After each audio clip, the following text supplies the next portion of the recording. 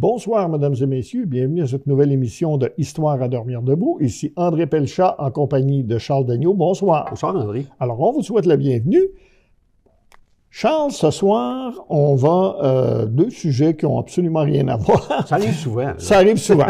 C'est dans nos habitudes. Alors, moi, je vais parler d'une affaire criminelle impliquant celui qui était considéré à l'époque comme le plus grand détective du Québec, Georges Farah-Lajoie, et qui est venu faire une enquête à Victoriaville, une affaire assez compliquée d'incendie criminel qui lui a créé à lui de sérieux ennuis d'ailleurs. Très intriguant, ça. Oui, et toi, tu vas nous parler, et on va commencer par ça, d'un cas de thésaurisation clinique, les frères Collier à New York. Premièrement, c'est quoi la thésaurisation clinique? C'est le syndrome de thésaurisation désigne le fait d'accumuler outrancièrement, d'accumuler d'une façon anarchique des cochonneries, des biens. Ça peut aller avec des choses de valeur. Au début, ils appellent ça un collectionneur. Et puis, à un moment donné, ben, c'est une façon, un désordre psychologique où les gens essayent de s'isoler en accumulant. Veulent pas se séparer de rien. Non, parce que c'est un peu devenu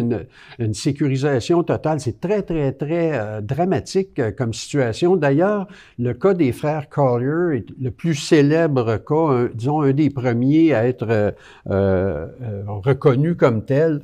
Alors, il s'agit de Homer et de Langley Collier. Là, ce sont des fils d'un couple qui était bien fortuné.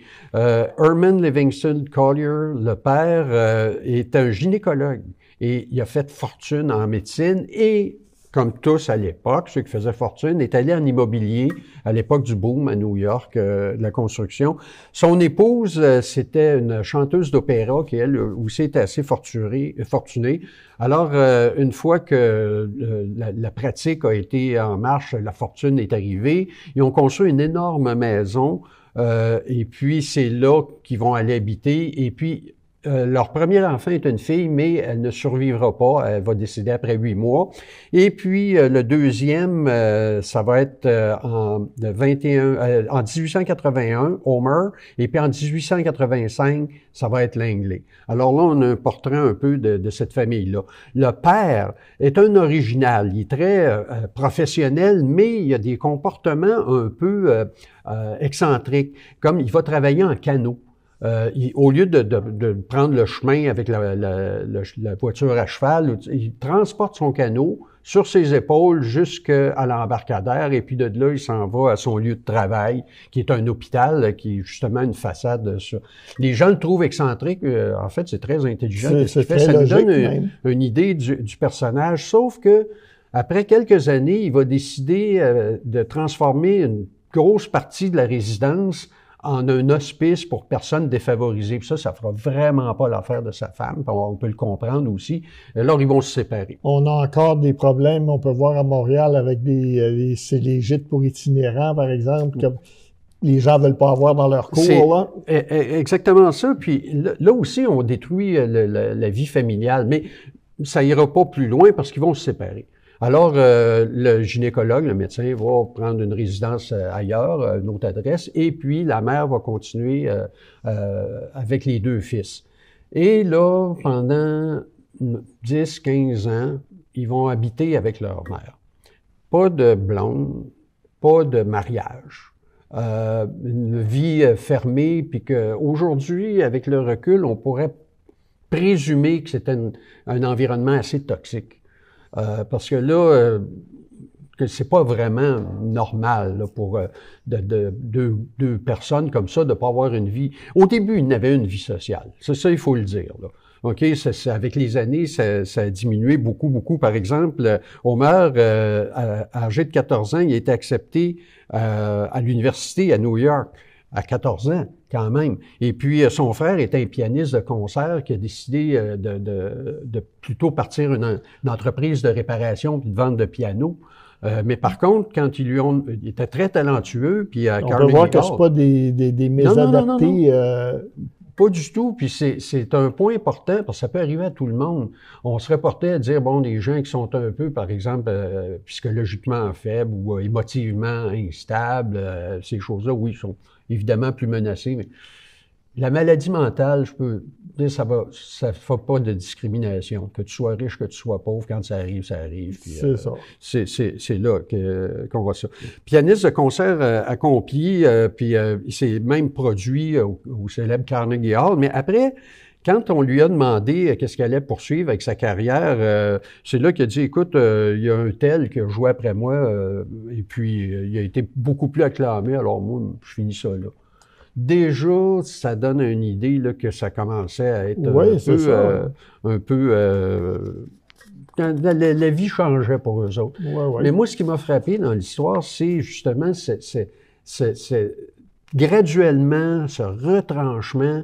Je crois que l'environnement avec la mère, au début, va y faire beaucoup parce qu'elle devait être contrôlante ou quelque chose comme ça. Et puis, eux autres ne pouvaient pas sortir. Et puis, on se doute que ça... Que de toute façon, sans vouloir accabler la mère nécessairement, parce exact, qu'on ne sait exact. pas, après il y avait quelque chose de toxique dans l'environnement. Après la mort de leur mère, mais oui, c'est ça, parce que déjà, la thésaurisation, c'est quelque chose d'épouvantable, mais il y a de quoi de plus sinistre là, en arrière de ça aussi. Là. Alors, après la mort de leur mère, une dizaine d'années plus tard, ils ont continué à vivre ensemble dans la maison, puis c'est une énorme maison assez sinistre, 4 étages brunes, qui était quand même cossue à l'époque. Mais là, le paysage de Harlem va changer. Avec l'arrivée des immigrants, puis ceux qui étaient fortunés, qui habitaient cette espèce de lieu qui était assez huppé, qui s'appelait Harlem, sont partis. Ils ont déménagé, puis là, les gens, la population a pris la place, puis il y a une expression américaine, « There goes the neighborhood ». Quand ils ont demandé « Pourquoi vous êtes restés là », ils disent « Nous autres, on s'est isolés, puis exactement, ils ont commencé à établir, à monter des murs, au point où ça a dégénéré que c'était impossible de pénétrer dans la maison. On va voir ça dans une minute, là. Alors, pendant les 4 années suivantes, après la mort de leur mère, ils ont continué à fréquenter un peu, mais c'est là que ça a commencé à couper. Premièrement, ils payaient plus les taxes, mais ils étaient fortunés, il y avait de l'argent, hein. C'était pas des pauvres, là. Et puis, il y a Langley, par exemple, il a passé la majorité de son temps à bricoler des espèces d'inventions, comme il a rentré un Ford Model T dans le sous-sol pour produire de l'électricité.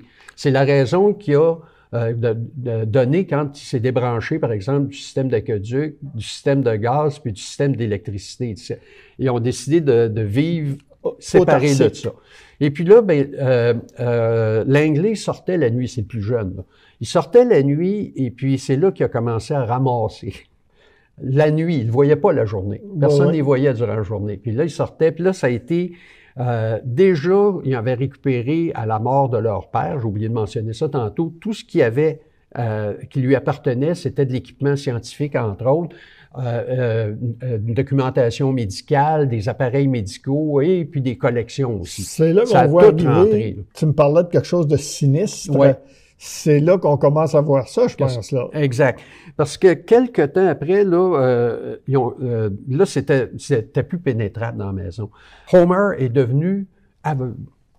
Là, il aurait fait une embolie et puis ça aurait coupé des vaisseaux sanguins derrière les yeux. Quelques mois après, il est devenu paralysé aussi. Puis là, c'est là que ça devient encore plus sinistre parce que à un certain moment, quand ils ont été interrogés, pourquoi vous sortez pas, il a dit, écoute, nous autres ici, on fait même peu affaire avec les médecins. On a 35 000 volumes de médecine. On connaît ça plus que n'importe qui. Alors là, je pense que que Langley abusait carrément de son frère. Peut-être dans un but de domination, de contrôle, de sadisme, masochisme ou quoi que ce soit, mais c'est dans le genre, il lui faisait manger uniquement des oranges. Parce qu'il avait déterminé que médicalement, ça pouvait être sain. Bon, alors les années, on va accélérer un petit peu. Là, les années se poursuivent et puis on va se retrouver là, à l'époque de la Grande Dépression et puis les années 40. Là, il n'y a plus personne qui est capable de pénétrer. On ne sait même plus s'ils sont en vie. Là. Lorsque des voisins... D'ailleurs, il avait même acheté un des frères avait acheté la résidence face parce qu'il avait peur que les gens observent. Là, dans l'accumulation, la paranoïa s'est installée, puis l'anglais a commencé à mettre des pièges un peu partout, des trappes, des booby traps, parce qu'il avait peur des voleurs. Et puis, c'est ça qui a amené la fin de tout, c'est que Homer était complètement, alors là, dépendant de son frère pour sa nourriture, pour tous ses besoins. Mais là, essayons d'imaginer ça. On a une personne qui est pratiquement aveugle, qui est dans un environnement où tu vois pas la sortie, là. Tout ce que tu vois autour de toi, c'est un dépotoir, là, où c'est des choses là, qui t'entourent comme ça. Ton frère te dit que toutes les lettres que tu as envoyées, il n'y a pas personne qui t'a répondu, il n'y a pas personne qui veut savoir, qui veut s'occuper de toi, il n'y a pas personne qui est intéressé à te connaître. Tu as juste moi. Et puis là, ben, ces abus-là, même ça pourrait peut-être aller jusqu'à de la torture à un certain moment donné, se sont produits. Mais un soir, en 1947, alors qu'il l'apportait à manger à son frère, il a déclenché un de ses propres pièges et puis il s'est retrouvé enfoui sous plusieurs tonnes de déchets. Alors là, on imagine pendant 2 semaines à peu près la mort de son frère Homer avec près de lui à 3 mètres environ. Mais remarquez qu'après, quand ils ont commencé à vider l'endroit, ça a pris environ 1 mois et demi avant de trouver l'autre, qui était à 3 mètres de là. Une fois qu'ils ont découvert l'horreur de toute cette situation-là, la police est venue parce que, bon, il y avait des odeurs, évidemment. Ça a pris ce qu'on appelle une pépine là, pour pouvoir entrer. Toutes les fenêtres qui avaient été cassées avaient été simplement murées. Alors là-dedans, là, après que la mort de Homer, moi je pense que c'est un genre de cauchemar freudien. Définitivement. Là, ça serait bien de voir là qu'est-ce que ça comprenait. Il y avait une fortune qui sommeillait là, évidemment, et puis comme une quinzaine de pianos, donc des pianos de concert, de l'équipement médical, des milliers et des milliers de livres, de volumes, des automobiles. En tout cas, l'inventaire de ça est disponible. Il y en avait pour, à l'époque, environ 1 quelques millions, donc aujourd'hui, on peut s'imaginer combien ça valait. Là, il y a eu beaucoup de membres de la famille qui sont venus pour réclamer leur part, dont une personne qui s'est réclamée être la sœur décédée. Alors là, on savait que c'était une arnaqueuse. Et une deuxième qui, elle, prétendait être l'épouse de Langley. Et puis, non, de Homer, pardon, de celui qui est de Homer. Mais ils se sont aperçus qu'elle, elle avait déjà prétendu être l'épouse de deux autres ermites fortunés qui étaient décédés. Et puis, c'est comme ça que cette extraordinaire condition qu'est la thésaurisation est entrée dans l'histoire. Et là, c'est un cas vraiment extrême. Et puis là, on va retrouver ça, là, ces faits-là, partout dans la culture populaire. À partir de là, on va retrouver, par exemple... Même une série télévisée, au cinéma, Hoarding, et toutes des exactement. Alors, là, un manoir, en passant, juste pour conclure rapidement, dans le cas des services de sécurité, quand ils ont affaire à des cas de thésaurisation, aux États-Unis, ils appellent ça un Collier Manor. Donc, pour décrire la situation, voilà. Ah, ben, c'est intéressant, c'est fascinant. L'histoire comprend beaucoup horrible, de détails. Mais fascinant, hein. Oui, ça, horrible, et puis on peut consulter cette histoire-là aujourd'hui. Il y a assez de données là, pour pouvoir tracer un peu un profil psychologique, là, si ça nous intéresse. Mais ce qui sort de l'histoire, c'est qu'il s'est produit de beaucoup plus sombre, de beaucoup plus obscur et sinistre que la thésaurisation elle-même, mais tout étant lié. C'est ça. Moi, je vais, merci. Moi, je vais parler d'une affaire policière qui met en scène le détective Georges Faralajoie, qui en son temps était connu comme le meilleur détective au Québec, et qui se déroule en grande partie à Victoriaville, dans nos environs, puis une partie à Drummondville aussi. Ça reste André, trouver des histoires comme ça, c'est bien toi, ce Victoriaville. Voilà. Ça reste dans la région. Alors d'abord, qui était Georges Faralajoie? Il est né en 1876 à Damas, en Syrie, et il va mourir à Montréal le 1er mars 1941. Il est arabe et de religion catholique melkite, donc c'est des chrétiens syriens. Il va émigrer, sa famille va émigrer au Canada à la fin du 19e siècle. Et il parle lui-même, va devenir multilingue. Il parle le français, l'anglais, le syrien, l'espagnol et l'italien. Et donc, c'est quelqu'un d'instruit. Il va au début se diriger vers la prêtrise, puis finalement, il veut pas devenir prêtre. C'est sa famille qui l'avait poussé vers là. Alors, il va être cuisinier sur un bateau, va se retrouver à New York, puis un jour, un compatriote syrien qu'il rencontre à New York va lui suggérer d'aller à Montréal, où il y a une bonne communauté de Syriens et de Libanais chrétiens. Alors, en 1906, il s'en vient à Montréal. En 1906, il va devenir policier. Matricule 62 pour la ville de Montréal. À partir de 1910, il devient inspecteur, détective, comme on disait dans le temps. Et là, il y a des bons états de service. Sa maîtrise des langues est infiniment précieuse à Montréal. Et il va devenir un des meilleurs inspecteurs, considéré comme un des meilleurs inspecteurs, quelqu'un de très courageux physiquement aussi, il va prendre des risques souvent, il va même avoir un titre qui est dans la presse qui va parler de lui sous le titre « La bravoure d'un policier », pour dire c'est devient une espèce de héros. Il va sauver la vie d'une fillette qui allait être broyée sous les roues d'une voiture électrique. À Montréal, il va devenir, c'est comme ça qu'il devient un héros. Il va quitter la police de Montréal en 1929 et là, il va devenir détective privé, mais ça, on va voir pourquoi. C'est qu'il va être chargé, dans les années 1920, d'une des affaires criminelles les plus célèbres au Québec. On en a déjà parlé, l'affaire Delorme.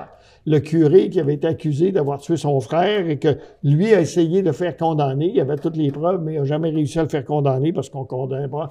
On pouvait pas condamner un prêtre. Un jury condamnait pas un prêtre au Québec dans les années 20. Mais là, il va faire des critiques envers la police. Il va même se présenter, soutenir la candidature se présenter aux élections municipales pour devenir conseiller dans Ville-Marie. Et il va parler de réorganiser le service de police, ce qui ne sera pas apprécié par ses supérieurs. Alors, finalement, on le met dehors en 1927 et on le renvoie, en plus de ça, sans pension. On vient de trouver qu'il est inapte au service. Wow. C'est la cause invoquée. Et donc, on refuse de lui verser une pension. C'est là qu'il se lance comme détective privé. Il va réclamer, 2 ans plus tard, une pension à la ville pour 22 années de service, quand même, dans la police montréalaise, et va finir par gagner sa cause. Mais là, on apprend par le journal, le 21 mai 1934, il est arrêté par 2 enquêteurs de la police provinciale en vertu d'un mandat émis par un juge du district judiciaire d'Arthabasca. On s'approche. Tout ça, c'est relié à quoi? C'est relié à une affaire survenue en 1931.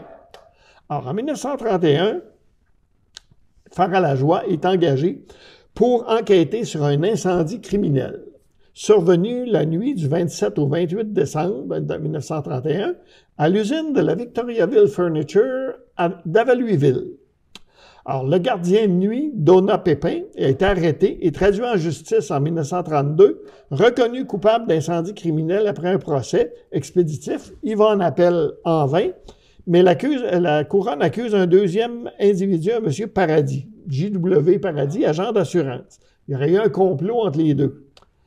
Mais là, Pépin est libéré sous cautionnement en attente de son procès et contacte un dénommé Omer Charbonneau, une de ses connaissances, un individu un peu louche. Et Charbonneau convainc Pépin que ça, c'est un coup monté entre le maire J.D. Guillemette de Victoriaville et un certain J.C.A. Bergeron, homme d'affaires. Charbonneau suggère d'engager un détective privé. Et c'est là qu'on fait appel au détective privé le plus connu au Québec, Farah-Lajoie. Alors, Paradis dit avoir reçu une lettre d'un électricien qui s'appelle Antonio Renouf, qui travaillait à la Victoriaville Furniture d'Avallouisville, qui dit avoir des informations sur l'incendie. Alors, Charbonneau, sous un faux nom, invite Renouf à le rencontrer à Saint-Hyacinthe. Et là, il va à Montréal rencontrer Farah-Lajoie, puis l'amène rencontrer Renouf à Saint-Hyacinthe. Et là, Renouf raconte sa version des faits. Il serait allé à Davallouisville avec une cruche de whisky pour rencontrer son ami Donat Pépin, donc le gardien de nuit, pour lui payer la traite, pour passer le temps pendant la nuit. C'est un job. C'est ça. Eh oui, sur le job, on est en 1931, hein? Ouais. Il voit Pépin nulle part dans l'usine. Alors, et là, il renverse sa cruche de whisky, là, c'est lui qui raconte. Là. Il renverse sa cruche de whisky. Comme il fait noir, il allume une allumette et ça déclenche l'incendie. Ça déclenche l'incendie et l'usine brûle au complet. Wow. Alors, mais Charbonneau ne croit pas à ça. Et lui paye un billet, soi-disant, pour retourner à Trois-Pistoles, parce qu'il vient de là, Trois-Pistoles, Charbonneau. Pas Charbonneau, mais Renouf. Alors, Charbonneau, Farah-Lejoie partent pour Victoriaville, mais comme il est tard, il s'arrête pour coucher à l'hôtel Grand Central de Drummondville. Et là, oups, dans l'hôtel, qui croise-t-il? Renouf, pas encore parti pour Trois-Pistoles. Alors, on en profite pour l'interroger dans sa chambre. Il raconte... En fait, Farah-Lejoie prend Renouf à part pour l'interroger dans sa chambre. Farah-Lejoie lui fait encore... Renouf fait encore le même récit. Paradis, monsieur Paradis, l'agent d'assurance, lui aussi de Drummondville, il loge, lui, au manoir Drummond. Alors, Charbonneau, qui a su, je ne sais pas comment, que l'autre était au manoir Drummond, lui fait rencontrer le détective. Farah-Lejoie amène Renouf rencontrer un juge de paix pour lui faire enregistrer, assermenter sa déposition. Et là, il va à Louisville inspecter les lieux de l'incendie. Puis, les trois s'en vont à Victoriaville. Et là, Farah-Lejoie ordonne à Charbonneau de cacher Renouf à Montréal. Mais là, Farah-Lejoie, il n'a pas cru, lui non plus, à l'histoire de la cruche de whisky et tout ça. Puis, il a été démontré que ça n'aurait pas pu déclencher l'incendie. Du whisky, ça ne brûle pas si facilement que ça. Ouais. Alors, Farah-Lejoie expose ses conclusions dans un article de journal. Sommes-nous en présence d'une grave erreur judiciaire? Et lui, il dit, bon, donc que la version de Renouf, ça ne tient pas en route, et que c'est probablement, s'il y a des gens qui sont dans le complot, ce serait plus eux autres. Alors, Renouf est accusé, va passer 18 mois en prison sans procès. Paradis n'est pas libéré pour autant. Et là, Charbonneau est fâché, se retourne contre Farah-Lejoie, puis l'accuse d'avoir falsifié des preuves. C'est là que le juge d'Arthabasca, M. Fizette, maître Fizette, fait arrêter le détective et entend la cause le 6 mars 1936, reconnaît Farah-Lejoie coupable et le condamne à 8 mois de prison. Puis il faut aussi arrêter Charbonneau, qui lui pensait s'en être sauvé en dénonçant Farah-Lejoie. 4 mois plus tard, parce que là, Farah-Lejoie va en appel, 4 mois plus tard, la Cour d'appel annule le jugement, libère Farah-Lejoie parce que la cause ne tient pas la route pantoute. Ironie du sort, son avocat à Farah-Lejoie, c'est Maître Allen Taschereau. Lors du procès de Delorme de 1920, c'est lui qui défendait Delorme et qui avait fait tout ce qu'il avait pu pour diffamer carrément Farah-Lejoie. Mais là, il l'a défendu et il l'a fait acquitter. Tant qu'à l'affaire de l'incendie criminel, ça n'a jamais vraiment été résolu. Il semble que Renouf a fait de la prison, mais ceux qui étaient en prison n'ont pas été libérés, sauf y compris le gardien. Donc, c'est une affaire qui est restée. Ben, en principe, c'est résolu parce qu'il y a des gens qui ont été accusés, mais ça reste un peu... Où y était le gardien de sécurité ce soir-là? Ben, il devait être là, en réalité. C'est le Renouf. Renouf avec sa cruche. Avec son histoire de cruche, il n'y a rien de crédible c'est lui qui n'était pas là à ce moment-là. Fait que c'est complètement... c'est une histoire invraisemblable. En plus de ça, pour quelle raison, criminellement, on mettrait le feu, à part sur un compétiteur, par exemple, qui peut éliminer la compétition? Il y a un agent d'assurance impliqué là-dedans. Oui, mais même là... Alors, ça peut être pour toucher l'assurance. C'est une barratterie. Ouais. Mais même là, on est en essor à ce moment-là, là, Victoriaville, puis des entreprises comme Victoriaville Furniture, il y avait le vent dans les voiles, là, c'est peut-être pas le temps de faire un truc à l'assurance. Il y a vraiment de quoi de c'est très bizarre, toute cette affaire-là. Assez étrange. C'est ça, très, très, très bizarre, cette affaire-là. Puis Farah-Lejoie, lui, continue sa carrière de détective privé pendant quelques années. Et en 1939, il devient agent spécial attaché au bureau du procureur général à Montréal. ce qui est quand même bon pour un gars qui a été mis dehors de la police parce que, soi-disant, il était inapte au service. Mais il avait déjà été reconnu comme un des meilleurs, et puis après ça, il est inapte. On voit que c'est des manœuvres en arrière, c'est évident. Et là, le 1er mars 1941, il y a un malaise. Il tombe paralysé dans un restaurant situé au coin des rues Berry et Sainte-Catherine à Montréal, et pas tellement loin de sa maison à l'époque. Il est conduit d'urgence à l'hôpital Saint-Luc, où il meurt à l'âge de 65 ans. Il va y avoir des très grosses funérailles, d'ailleurs. Dernier hommage au détective Farah Lajoie, qui est un personnage méconnu de l'histoire du Québec et qui s'est trouvé impliqué dans cette histoire complètement embrouillée, pas vraiment expliquée. Les motivations des personnes sont vraiment pas claires. On se doute pas tellement de toutes les grosses affaires criminelles dans notre région. Aussi, on en entend parler un peu de temps en temps, mais je me souviens qu'il y a eu des assassinats, des meurtres comme ça. Puis quand tu parles de notre détective, ça me remet en mémoire la vieille série Les Enquêtes Jeux bidons qui passait dans les années 60 à la télévision. Là, on avait des détectives privés. C'est ça. Moi, ce à quoi ça me fait penser, c'est un film noir américain, genre avec Humphrey Bogart, le détective qui enquête sur des affaires de corruption, toujours dans un milieu un peu glauque, puis c'est toujours des histoires extrêmement... Ouais, c'est toujours un privé, puis c'est toujours des histoires ultra compliquées, là. Il y aurait un sujet de film là-dedans pour un réalisateur québécois ambitieux.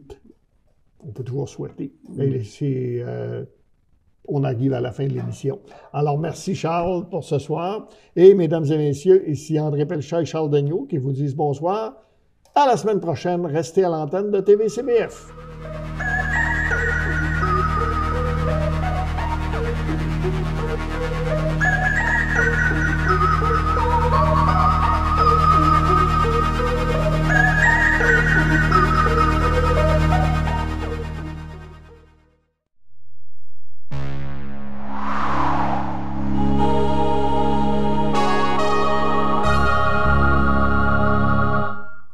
Il y a du nouveau à Victo. Voici Vecto, l'appli qui nous transporte. Votre outil de transport facile, rapide et agréable pour aller partout à Victo sans conduire en solo. Tout est là au bout des doigts. Simplifiez vos déplacements, réservez votre transport et visualisez l'heure de votre embarquement. 1, 2, 3, go! Téléchargez Vecto dès maintenant.